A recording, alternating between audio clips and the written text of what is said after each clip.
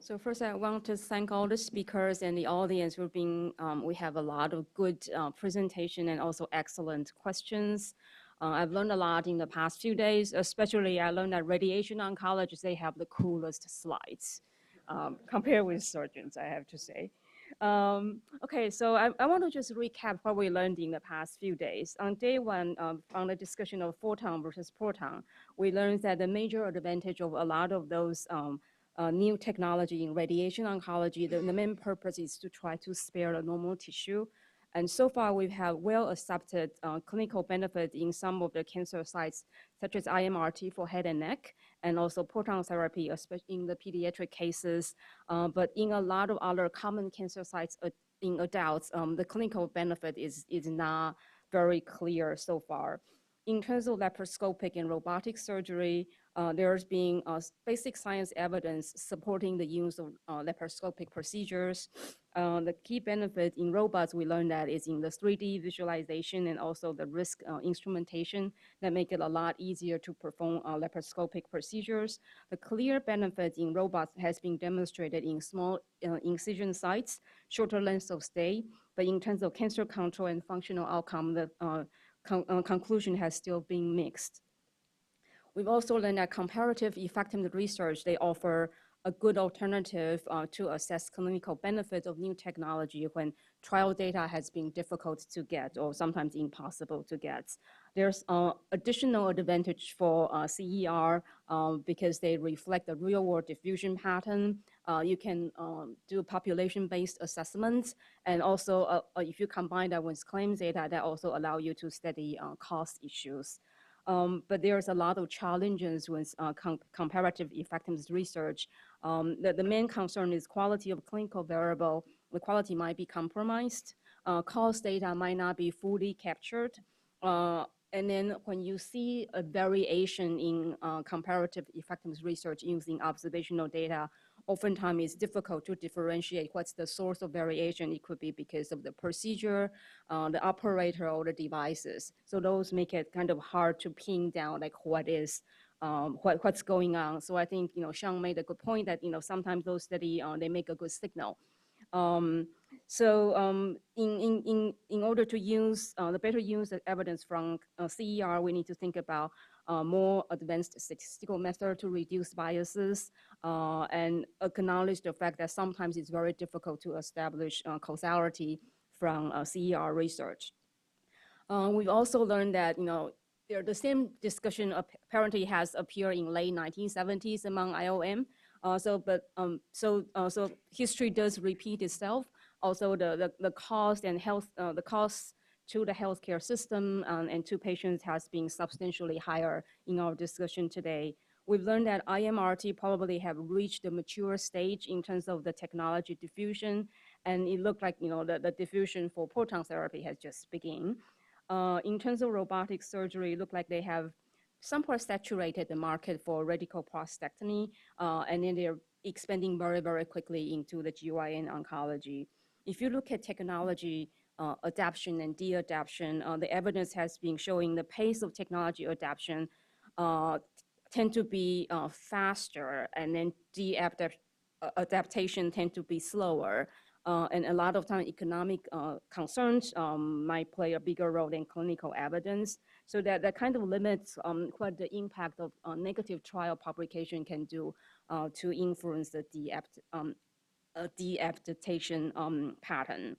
We also learned that when you look at different type of technology, lower tech approaches, sometimes they are slower to adapt than higher tech approaches, even though you might have evidence from the literature suggesting that lower tech approach is as good as a high tech approach. In very rare incidences, we see technology abandonment, and usually the most effective way to make that happen is to stop reimbursement. So we've seen that happen. I like Tony's presentation, the turn of economic development trap.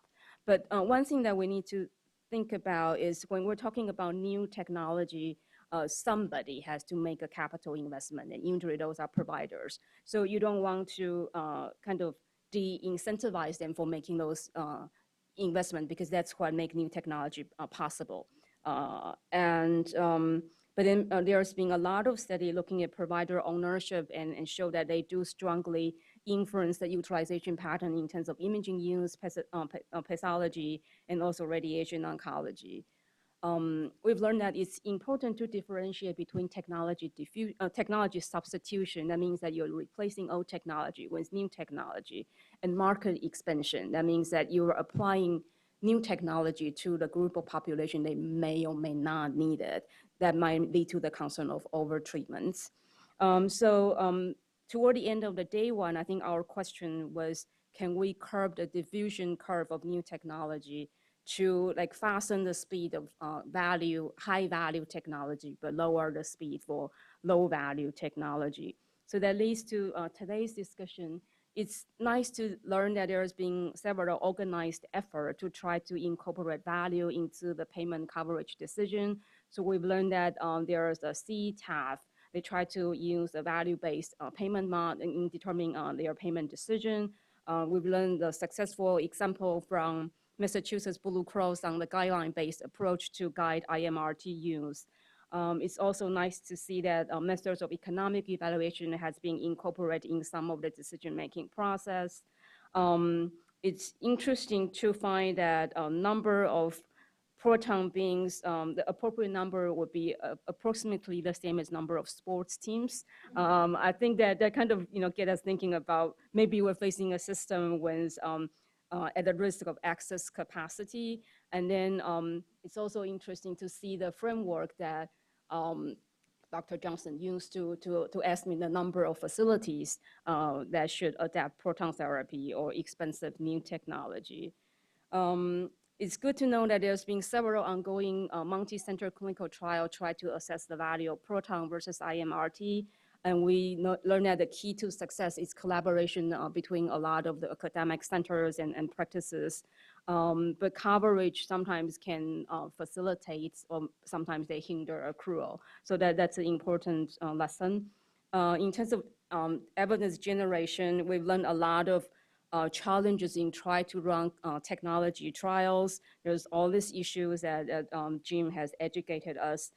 It's good that there's been other alternatives such as causal inferences, using confronter adjustment, propensity score, instrument variable method. So those provide other good opportunities. So I think when the National Cancer Policy Forum published the value, presented the value workshop, we identified 5 things that make it difficult to assess value in oncology care. One is that there seems to be a cancer exceptionalism that they feel like once you have cancer, every treatment is well justified. And we learned that that's kind of slowly going away because of the high cost of cancer care. It's important to remember that treatment itself can be harmful. Payment structure creates financially motivated practice pattern, and yes, we've seen in this workshop. And sometimes the pressure to provide new treatment can come from business model, can come from patients. And then also new cancer treatment, they are among the most novel, but also most costly treatment in medicine. So moving forward, this is what our panel is telling us. We need better data by incorporating, one way is to incorporate different sources of data to enhance the quality and opportunity for comparative effectiveness research. National registry would be an option to consider. We need to have an adaptive reimbursement policy. And in that case, something to consider is coverage with evidence development. And also, yesterday we were told that there are several promising approaches of reimbursement model. One is to one is delivery system innovation. The other one is to generate evidence, but then link that to reimbursements. We also need better study design. In addition to clinical trial, we want to have an open mind about other type of study design. And I think a system-wide approach would be you start thinking about a dynamic design that aligns the phases of evaluation with the product cycle so that you can evaluate a technology at different stages of the product cycle. an international trial could provide another opportunity to enhance our study design. Regulatory channel might also provide another opportunity to curve the diffusion pattern we saw in some not so effective technology. So the general purpose approval sometimes might lead to a more general reimbursements, or they will make it harder for reimbursement sites to stop certain payments. And maybe we should consider a modified version of Stark law so that the self-referral pattern, we can kind of close the legal loophole on that one. Listen to patients' voices is something that we were reminded toward the end of the workshop, and I think that's very important. And in almost every national cancer policy forum workshop, we always ended with increasing NIH funding, and I hope that's going to happen. And thank you very much for coming to this meeting, and we really enjoy having you here. Thank you.